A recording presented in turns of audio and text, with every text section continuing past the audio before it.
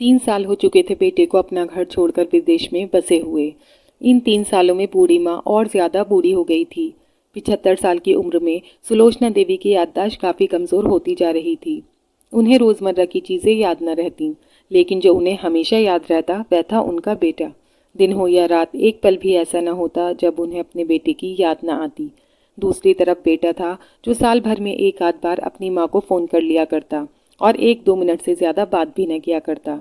फिर भी ये बूढ़ी माँ टकटकी लगाए अपने बेटे का इंतज़ार करती रहती। एक दिन बेटे का विदेश से फ़ोन आया। हेलो, हेलो, सुन रही हो ना माँ? अनिल बोल रहा हूँ, तुम्हारा बेटा। कैसी हो माँ? मैं ठीक हूँ बेटा। तुम, बहू और मेरा पोता कैसा है? माँ ने पूछा। सब अच्छे हैं माँ। मैं अगले हफ्ते गाँव आ रहा हूँ माँ, तुम्हें लेने। अब हम सब साथ में ही लंदन में रहेंगे।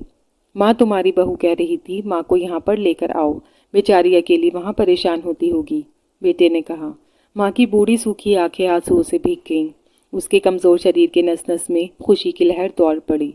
बेटे और बहू का अपने प्रति प्रेम देखकर माँ का मन खुशी से भर आया। बेटे ने आगे कहा, माँ तैयार रहना माँ, मुझे ज़्यादा दिन छुट्टियाँ नहीं हैं, जिससे पैसे जितने लेने हैं लेकर रख लेना। तब तक मैं प्रॉपर्टी डीलर से बात कर लेता हूँ घर के लिए। घर के लिए? माँ ने पूछा। हाँ माँ, गाँव का घर हमें बेचना पड़ेगा।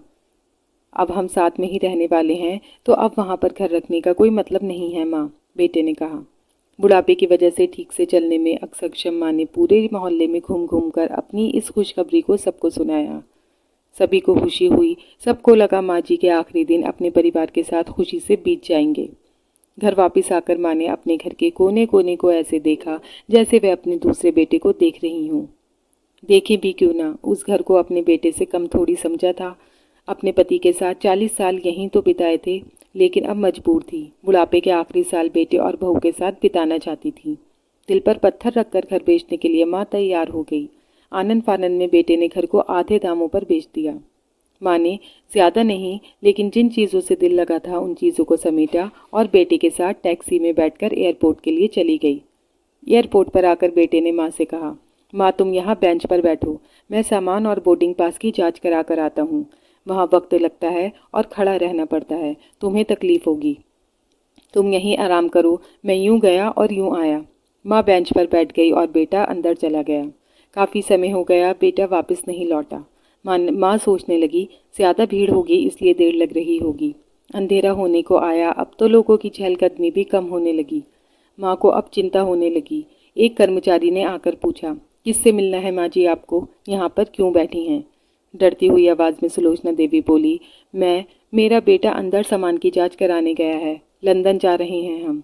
क्या नाम है माँ जी आपके बेटे का? कर्मचारी ने पूछा। अनिल नाम है मेरे बेटे का, सुलोचना देवी ने बताया। कर्मचारी अंदर गया और थोड़ी देर बाद बाहर लौटा। उसने सुलोचना देवी से कहा, माँ जी लंदन जाने वाली फ़्लाइट तो दोपहर में ही जा चुकी है और आपका बेटा भी उस फ्लाइट में बैठकर लंदन जा चुका है। अब आपके यहाँ बैठने का कोई मतलब नहीं है, आप भी अपने घर चली जाइए। क्या? जा चुका है? और मैं घर जाऊं? घर? माँ की आंखों से आंसू के सैलाब उठने लगे। जैसे तैसे माँ घर पहुंची, जो अब उसका था ही नहीं, बिक चुका था। वो बरामदे में तुलसी के पास सो गई। घर के नए मालिक को उस पर दया आई तो एक कमरा किराए से उसको लेकर दे दिया। पेंशन के पैसों से खाना और किराए का बंदोबस्त हो जाता था। दिन बीतने लगे। कुछ दिनों बाद घर के नए मालिक ने सुलोचना देवी से कहा, माँ जी आप अपने रिश्तेदारों के यहाँ पर जाकर क्यों नहीं रहती हैं? इस उम्र में आपके लिए वहीं अच्छा होगा। अच्छा तो होगा, लेकिन अगर मेरा बेटा वापस आया तो उसका ख्याल कौन रखेगा? मेरा बेटा बहुत भोला है, उसे अपना ख्याल रखना बिल्कुल नहीं आता। मैं कहीं नहीं जाऊंगी, क्या पता कब उसे मेरी ज़रूरत पड़ जाए, माँ ने कहा।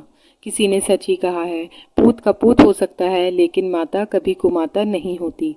दूसरे दोस्तों, माता पिता की जितनी हो सके सेवा करना। उनके साथ कभी बुरा बर्ताव मत करना, क्योंकि जो माँ बाप हो सकते हैं अपने बच्चों के लिए, दूसरा कोई नहीं हो सकता। जितनी कुर्बानी माँ बाप देते हैं कोई दूसरा नहीं दे सकता। हमेशा अपने माता पिता से प्यार करो, उनकी इज्जत करो। बुढ़ापे में ही तो माँ बाप को अपने बच्चों की सबसे ज़्यादा ज़रूरत होती है। ये कहानी पसंद आई हो तो इसे लाइक कीजिए और मेरे चैनल को सब्सक्राइब कीजिए। Thank you.